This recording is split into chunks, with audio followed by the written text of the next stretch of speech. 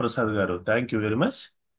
So మీ అందరికి కూడా ఈ యొక్క ప్రాతకాలపు డివోషన్స్ కి ప్రభు నామంలో స్వాగతం తెలియజేస్తూ మనము హోలీ వీక్ లో రెండవ దినానికి మనం ప్రవేశించి ఉంటున్నాం.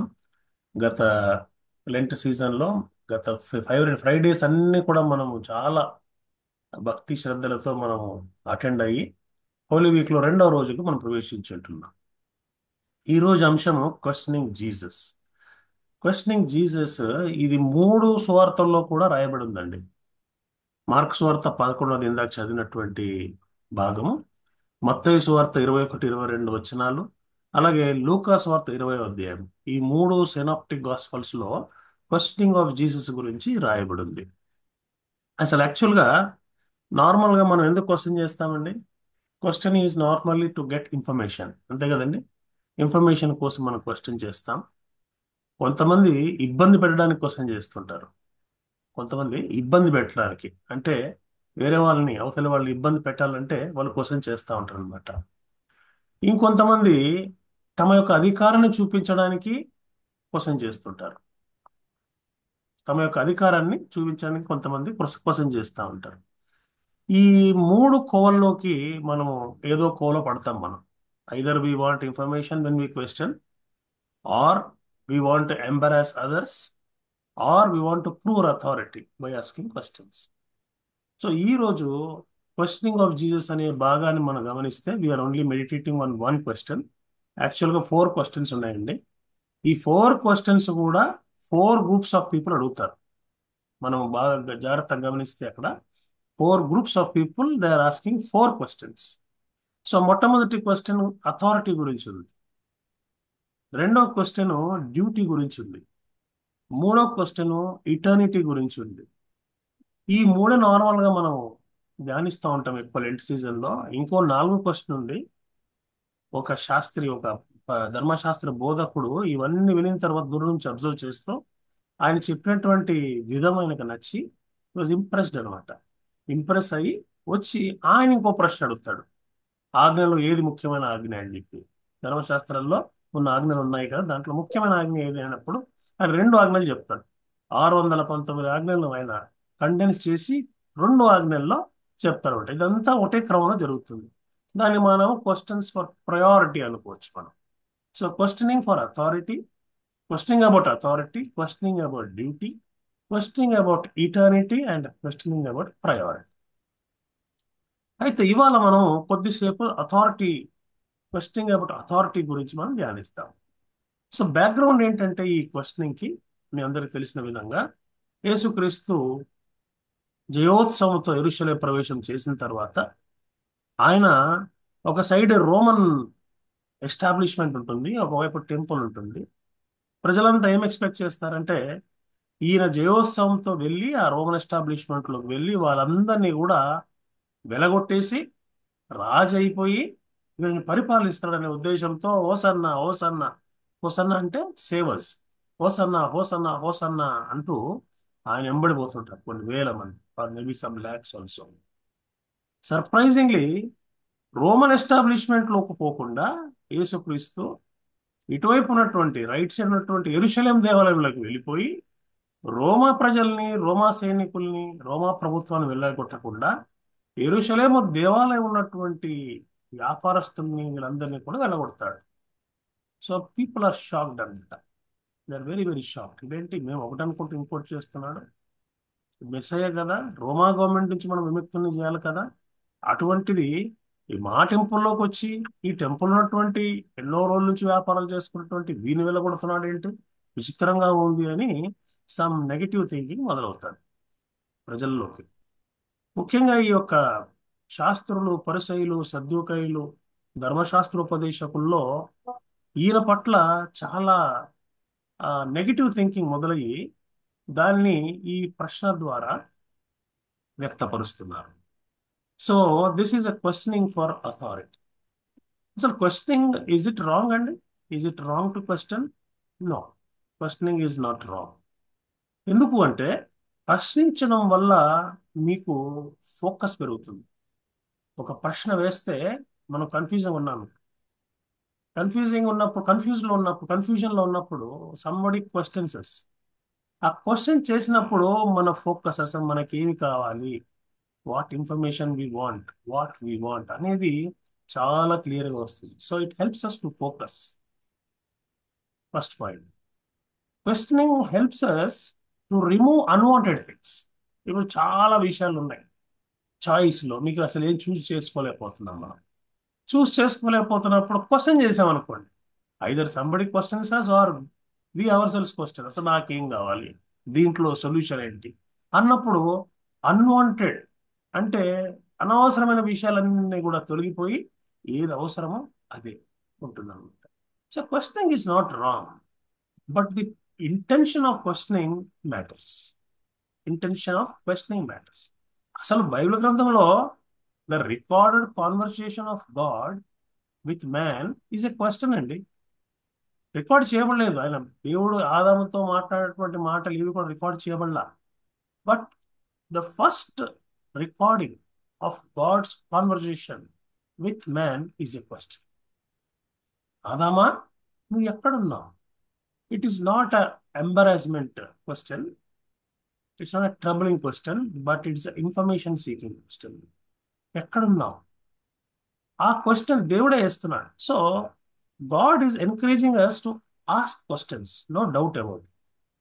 ఎస్పెషల్లీ మనం వాక్యం చదువుతున్నప్పుడు మనం ప్రశ్నించాలి. బెరియా చర్చిలో ఉన్నటువంటి ప్రజలందరూ కూడా అపోస్తలుడైన పౌలు వాక్కు చెప్పిన తర్వాత ఆ వాక్కుని వాళ్ళ ఇంటికి వెళ్ళి మళ్ళీ బైబిల్ తెచ్చుకొని ఇది నిజమా కాదా, అది చెప్పింది కరెక్టా కాదా అని ప్రశ్నించుకొని వాళ్ళలో వాళ్ళు గ్రంథాన్ని ఓపెన్ చేసుకొని వాళ్ళ ధర్మశాస్త్రాన్ని ఓపెన్ చేసుకొని చెక్ చేసుకున్నారు వాళ్ళు.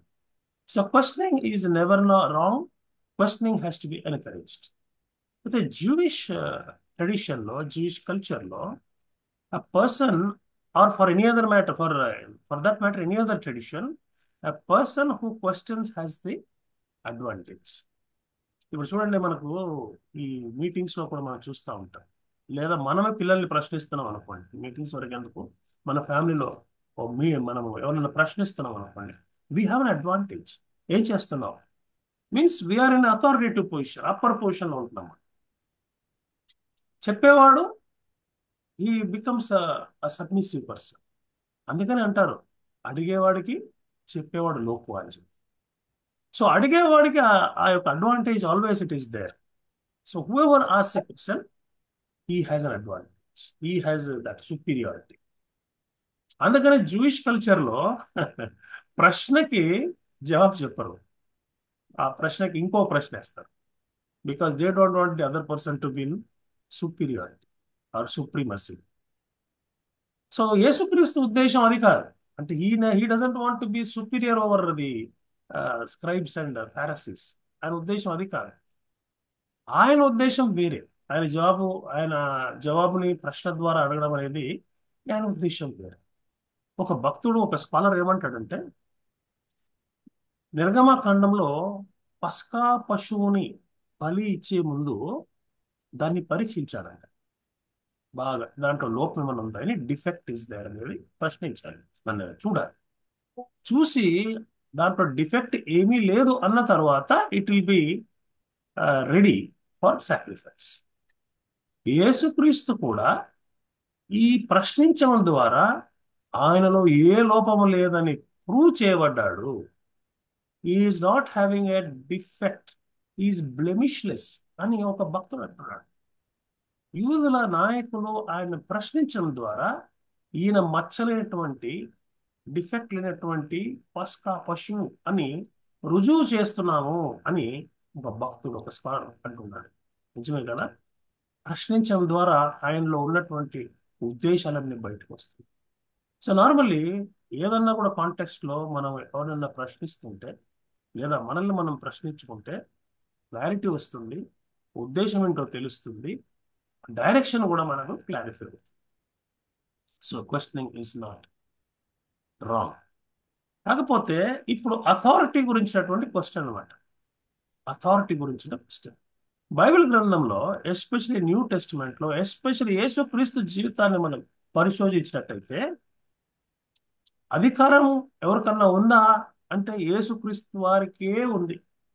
ఎందుకు అంటే ఆయన ఎప్పుడైతే సునగోగుల్లో లేచి నిలబడి మాట్లాడడం మొదలు పెడుతున్నాడో అధికారం గలవానిగా బోధిస్తున్నాడు ఆయన. వారి శాస్త్రుల్లాగా, వారి పరిచయుల్లాగా, వారి బోధకుల్లాగా బోధించట్లేదు. వారు చేస్తున్నట్టు ఏంటంటే వాళ్ళు they use to copy, they use to imitate. ఎవరో చెప్పింది తీసుకొచ్చి వాళ్ళు చెప్పేవాళ్ళు. మనలో కూడా చాలా మంది అంతే కదా. ఒరిజినాలిటీ ఉండదు చాలా మందికి. ఏదో ఎవరో చెప్పింది విని వాళ్ళ ప్రసంగం లాగా లేదా వాళ్ళ షేరింగ్ లాగా చెప్తూ ఉంటాం మనం. ఒరిజినాలిటీ ఉండదు. అందుకే పవర్ లేదు. అయితే యేసుక్రీస్తు సునగోగుల్లో మొట్టమొదటిసారి నిలబడి ప్రసంగం చేస్తున్నప్పుడు, మాట్లాడుతున్నప్పుడు అధికారం గలవానిగా మాట్లాడుతున్నాడు. Authority in teaching. సో అక్కడ మొదలైంది అథారిటీ. Authority in teaching. యేసుక్రీస్తు యొక్క లైఫ్ హిస్టరీ అంతా కూడా గమనిస్తే ఆయన ప్రయారిటీ దేనికి ఇచ్చాడు అంటే బోధించడానికి ఇచ్చాడు. తర్వాత దేనికి ఇచ్చాడంటే టీచింగ్కి ఇచ్చాడు. దాని తర్వాత దేనికి ఇచ్చాడంటే హీలింగ్కి ఇచ్చాడు. Means healing is last priority for Jesus. కానీ మనకి, ఆయన వెంబడిస్తున్నటువంటి మనకి లేదా ఇతరులకి healing is the first priority. ఇది reverse the order. So authority in teaching, authority in forgiving sins. And forgiving sins అప్పుడు కూడా మనం గమనిస్తే యేసుక్రీస్తు ఎప్పుడు పాపాలు క్షమించినా కూడా గాడ్ గాట్ గ్లోరిఫైడ్. దేవుడు మహిమపరచబడ్డాడు. యేసుక్రీస్తు మహిమపరచబడలా, దేవుడు మహిమపరచబడ్డాడు.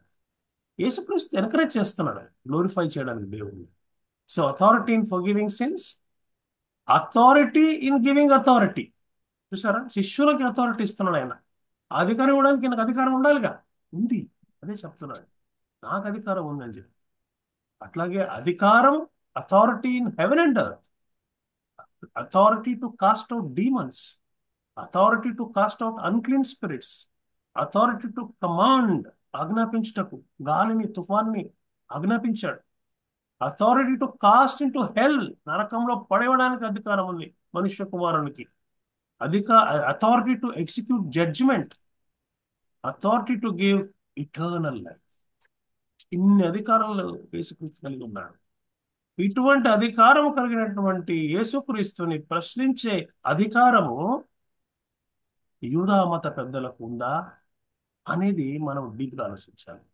They don't have authority to question the authority of Jesus. కానీ they are assuming that.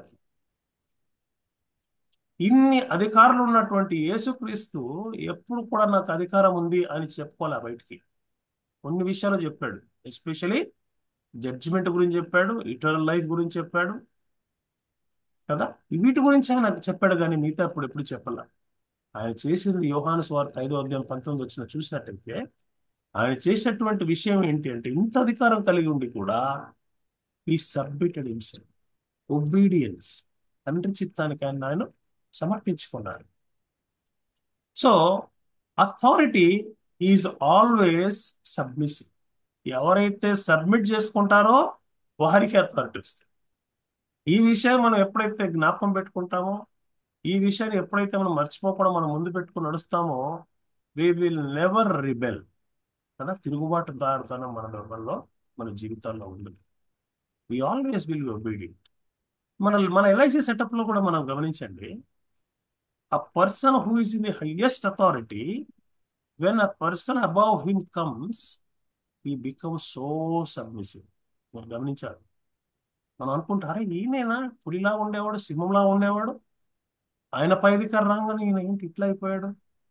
That is submission, that is obedience. అది నిజంగా 100% మనస్ఫూర్తిగా ఒబీడియన్స్ ఉందనుకోండి, దాని యొక్క సిన్సియారిటీ వేరు. అదే కాకుండా ఓన్లీ ఫర్ ప్రిజంప్షన్, ఏదో నటించాలని చేస్తాం అనుకోండి, there is no use. So అధికారము దేని గురించి? యోహాన్ ఇచ్చి, సారీ, నీకు ఈ అధికారం ఎవరిచ్చారు? అయ్యో, ఒకవేళ రోమా గవర్నమెంట్కి ఎస్టాబ్లిష్మెంట్లోకి వెళ్ళి వాళ్ళందరినీ ఎలగొట్టుంటే యూదా మత పెద్దలు ప్రశ్నించే వాళ్ళో కాదో తెలియదు మనకి. కానీ ఎప్పుడైతే దేవాలయంలోకి వచ్చి వ్యాపారాలు చేస్తూ కదా, గువ్వలు అమ్ముతూ ఈ రూకలు మారుస్తున్నారు, వాళ్ళ యొక్క బల్లని పడదోశాడో వాళ్ళకి చాలా ఇరిటేషన్ వచ్చింది. వాళ్ళు అడుగుతున్నటువంటి ప్రశ్న ఏంటంటే, ఈ అధికారం నీకుందా? First question. ఈ అధికారం ఉందా నీకు? Are you authorized? Do you have authority? రెండో question, who gave you this authority? నీకు అధికారం ఉందా? ఎవరిచ్చారు నీకు అధికారం? యేసుక్రీస్తు ఆయన తలుచుకుంటే ఒకటే మాట అనగలిగేవాడే. ఏమని? అసలు మీకు అధికారం ఉందా నా అధికారాన్ని ప్రశ్నించడానికి అనేవాడు. ఆయన అట్లా తలుచుకోవాలా? అట్లంటే బ్లెమిష్లెస్, డిఫెక్ట్లెస్, పాస్ ఓవర్ ల్యాంబ్ ఎట్లా అవుతాడు ఆయన? అందుకని ఆయన ఏం చెప్తున్నాడు? నేను కూడా ఒక ప్రశ్న అడుగుతాను మిమ్మల్ని.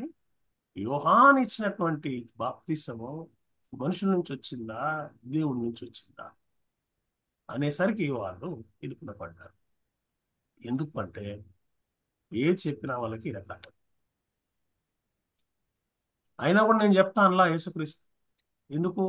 ఎందుకంటే యోహాను బాప్తిసం గురించినటువంటి అవగాహనే సరిగా లేనటువంటి వారికి జవాబిచ్చేటువంటి అర్హత, అంటే జవాబు పొందేటువంటి అర్హత లేదు అని డిసైడ్ చేశాడు. ఇంగ్లీష్లో కొటేషన్ ఉంది, not every question deserves an answer. జ్ఞాపకం పెట్టుకోండి, ఎప్పుడన్నా మీరు ఉపయోగించాలి కానీ స్టడీ చేయండి. Not every question deserves an answer. అన్ని క్వశ్చన్స్ జవాబు ఉండవు, ఉన్నా చెప్పం. అసలు ఆ క్వశ్చన్కి ఆన్సర్ ఉందా లేదా, ఆన్సర్ చెప్పగలిగినటువంటి అర్హత ఉందా లేదా, weather that question deserves an answer, ఆ డిసిషన్ మనం తీసుకోవాలి ఆన్సర్ చెప్పేటప్పుడు. ఈ విషయాలు మనము డీప్ ఫెయిత్ లో ఉన్నప్పుడు మనకు ఎదురయ్యేటువంటి సవాళ్ళని బట్టి మనము చేస్తాం. ఈ మధ్య కాలంలో మన ప్రియ బ్రదర్, సోదరుడు ప్రవీణ్ పగడాల గారు మృతి చెందారు. అనుమానాస్పద పరిస్థితి, ట్రాజిక్ డెత్. ఆయన కూడా వివిధ డిబేట్స్ లో పాల్గొనేవాడు. మరి ఆయన ఇచ్చినటువంటి జవాబులు కొన్ని కొన్ని వింటా ఉంటే మనకు ఆశ్చర్యం అవుతుంది, దేవుడు ఇచ్చినటువంటి జ్ఞానాన్ని బట్టి. అట్లా అని చెప్పి అడిగిన ప్రతి చెత్త ప్రశ్నకు మనం జవాబు ఇచ్చుకుంటూ పోతామా? అవసరం లేదు. అట్లా మనం ప్రతి ప్రశ్నకు జవాబు చెప్పుకుంటూ పోతే నీ ఫెయిత్, నీ లైఫ్ ఎట్లా డెవలప్ అవుతుంది? So not every question deserves an answer. Question May deserve another question. Question May deserve an answer, a good question or a real question, but not all questions deserve an answer. So ఏ ప్రశ్నకి జవాబు అర్హత ఉంది, ఏ ప్రశ్నకి జవాబు అర్హత లేదో decide చేసుకొని ఈ సమాజంలో మనం మెలగలిగితే దేవుణ్ణి మహిమపరచబడ్డారు, మనం మహిమపరిచే వాళ్ళం అవుతాం మనం. ఆ క్వశ్చన్స్ మనం ఎప్పుడైతే అర్థం చేసుకొని ఈ క్వశ్చన్ ద్వారా దేవుడు మహిమపరచబడుతున్నాడా, ఈ క్వశ్చన్ ద్వారా దేవునికే సమస్తమైనటువంటి గౌరవం కలుగుతుందా, లేదా ఈ క్వశ్చన్ వల్ల, ఈ క్వశ్చన్కి ఆన్సర్ ఇవ్వడం వల్ల నా యొక్క నాలెడ్జ్ బయటపడుతుందా, లేదా నాలో ఉన్నటువంటి ఆ జ్ఞానం బయటపడుతుందా అనేది మనం డిస్టింక్షన్ విత్ స్ప్లిట్ సెకండ్ లో మనం చేసుకోగలిగితే we are dealing with the question very very rightly. So ఇంకా 4 క్వశ్చన్స్ ఉన్నాయి, కానీ మనము ఈ ఒక్క క్వశ్చన్ తో మనం ఆపుతున్నాం. ఎందుకు అంటే not every question deserves an answer. Questioning is very essential. The first conversation with human being by God is a question. So question is not wrong, question is always welcome, but your intentions must be very very very clear. నిజంగా తెలుసుకోవాలన్నటువంటి తపన ఉండి ప్రశ్నిస్తే ఆ ప్రశ్నకు జవాబు తప్పకుండా దొరుకుతుంది. మన యొక్క క్రైస్తవ విశ్వాసంలో ప్రశ్నలతో కూడినటువంటి ఈ జీవితంలో అనేక ప్రశ్నలు మనల్ని మనం వేసుకొని, ఇతరులను వేసుకొని, మన యొక్క ఇంటెన్షన్స్ ని, మన యొక్క ప్రయాణాన్ని, మన యొక్క విశ్వాసాన్ని శుద్ధి చేసుకొని ముందుకు సాగునట్లు దేవుడు తన కృపను మనందరికీ అనుగ్రహించును గాక. ఆమేన్. ఆమేన్. ప్రైజ్ ది లార్డ్ అండి. థ్యాంక్ యూ బ్రదర్ ఇజ్రాయెల్ గారు. చాలా చక్కగా ఈరోజు క్వశ్చనింగ్ జీసస్ మీద ఆ ఆయన యొక్క బలిష్టమైన అధికారం కింద మనము ఉన్నాము. అదే విధంగా కూడా క్వశ్చనింగ్ ఎందుకు చేసుకోవాలి, క్వశ్చనింగ్ చేసుకోవడం వల్ల మనల్ని మనం శుద్ధిపరచుకోవాలని చెప్పేసి తెలియజేశారు. అదేవిధంగా all questions are not deserved for answering అని కూడా తెలియజేశారు. అదేవిధంగా మన యొక్క జీవితాలని ఈ ఉదయకాలపు సందేశం ద్వారా మనల్ని మనం క్వశ్చన్ చేసుకుని ఆ నడవడానికి ముందుకు నడవడానికి ఆ మహాదేవుని బలిష్టమైన చేతి క్రింద మనం ఆయన ఆ, ఆయనతో పాటు మనం నడుద్దామని చెప్పేసి ఆ మీ అందరికీ తెలియజేసుకుంటూ ఈ విధంగా మనల్ని నడిపించినటువంటి బ్రదర్ ఇజ్రాయెల్ గారికి మరొకసారి నిండైన వందనాలు తెలియజేసుకుంటున్నాం అండి. ఆ ఇప్పుడు మనము ముగింపు ప్రార్థనలో ఉన్నామండి. మన మధ్యలో ఉన్నటువంటి సుబ్బారావు గారు మనల్ని ప్రార్థన ద్వారా నడిపిస్తారు. సుబ్బారావు గారు. ప్రార్థన చేసుకున్నాము. మహాపరిశుద్ధుడ, ప్రేమ గల మా తండ్రి, గలమైన మీ ఘనమైన శ్రేష్టమైన ఉన్నతనాన్ని బట్టి మీకే వందనాలు తండ్రి. స్తోత్రాలు చెల్లిస్తుందేవా తండ్రి ప్రభా. నాయన పరిశుద్ధ వారంలో రెండో దినాన్ని తండ్రి ప్రభా ప్రశస్తమైనటువంటి వర్తమానాన్ని ప్రభా మీ దోషం ద్వారా మీరు వినిపించారు తండ్రి. దాన్ని బట్టి మీకు వందనాలు చెల్లిస్తుందేవా. స్తోత్రాలు చెల్లిస్తాం తండ్రి. అవును తండ్రి, నాయన సబ్మిషన్ గురించి నాయన మీరు తెలియజేశారు తండ్రి ప్రభా. సబ్మిస్ ప్రవర్తన తండ్రి నాయన మరి మాకందరికీ కలిగి ఉండాలి తండ్రి ప్రభా. అలాగే తండ్రి ప్రభా ప్రతి ప్రశ్న కూడా నాయన మరి నాయన సమాధానం నాయన ఇవ్వనక్కర్లేదు ప్రభా. నాయన మరి ఏ ప్రశ్నకైనా సమాధానం ఇవ్వాలి తండ్రి ప్రభా. ప్రభా నాయన మీ యొక్క పరిశుద్ధాత్మ ద్వారా తండ్రి ప్రభా నాయన మాకు నేర్పిస్తున్నందుకే మీకు వందనాలు దేవస్థుతాలు చూస్తాను తండ్రి ప్రభా. నాయన గ్రూప్ లో చేరిన ప్రతి వారు కూడా తండ్రి నాయన ప్రభా నాయన అలాంటి ఆత్మను కలిగిన ఆయన మరి నిరంతరంగా ఫలించడానికి నైనా మీరే సహాయం దయచేయండి, మీరు నడిపించండి ప్రభా. నైనా ప్రభా ఇంకా నైనా ధ్యానం బిడ్డలైనా అనేక మంది నా తండ్రి ప్రభా వారి మనసులు కూడా రేపండి. సహాయం దయచేయండి తండ్రి ప్రభా. పరిశుద్ధ వారంలో తండ్రి అయినా దినదినము ఆయన అనేకమైనటువంటి సంగతులైనా వినిపిస్తుండగా తండ్రి ప్రభా వాటిని ఆయన మనసులో దాచుకుని తండ్రి ప్రభా ఆయన ఫలించడానికి ప్రభా గ్రూప్కి సహాయం దయచేయండి. కనికరించిన కృప చూపించండి ప్రభా. నాయన మరి వర్తమానం ఇస్తున్న బిడ్డలైనా మరింతగా తండ్రి ప్రభా మీరు వాడండి ప్రభా. మరింతగా వెలిగించిందండి వారు ఉప్పువలను నాయన మరి వెలుగువలను తండ్రి ప్రభా గ్రూప్ లో ఉండడానికి తండ్రి ప్రభా మీ కృపలో వారిని భద్రపరచండి, సమకూర్చండి. అలాగే తండ్రి ఆయన గ్రూప్ లో చేరినటువంటి ప్రతి బిడ్డ యొక్క కుటుంబాన్ని, చేరిన వారి కుటుంబాన్ని కూడా తండ్రి ప్రభా మీరు కాల్చి కాపాడి భద్రపరచండి, సహాయం దయచేయండి. వెనక నుంచి కృప చూపించమని ప్రార్థన మీ పాసంలో చేర్చుకోమని శక్తి కలిసే పరిశుద్ధ నామములో స్తుతించి ప్రార్థించి వేడుకుంటున్నాం తండ్రి. ఆమేన్. ఆమేన్. ఆమేన్.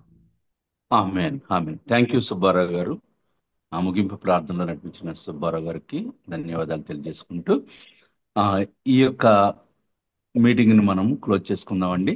రేపటి దినాన్ని కూడా మనం ఇదే విధంగా 5:30కి మనం మరొక ధ్యానాంశంతో మనం జాయిన్ అవడానికి ఆ దేవుణ్ణి మనం ఆ, అడుగుతూ మనం ఈ యొక్క మీటింగ్ని క్లోజ్ చేసుకుందాం. డానియల్ గారికి ఓకే. ఆశీర్వాదం. ఆశీర్వాదం సార్. డానియల్ గారు. బ్రదర్, ఇప్పుడు మన పరమ తండ్రి అయిన దేవుని యొక్క ప్రేమ, కుమారుడైన యేసుక్రీస్తు వారి కృప, పరిశుద్ధాత్మ దేవుని అన్యోన్య సహవాసము సమాధానము సదాకాలము మనకును మన కుటుంబాలకు తోడై ఉండును గాక. ఆమేన్. ఆమేన్. ఆమేన్. రేపు lady pastor Matthews garu, lady pastor okay. First అభిషేకించబడినటువంటి లేడీ పాస్టర్ రేపు, అంటే ఈ ప్రాంతంలో ఫస్ట్ ఆమె. సో రేపు వస్తున్నారు మన మధ్యలో. ఓకే.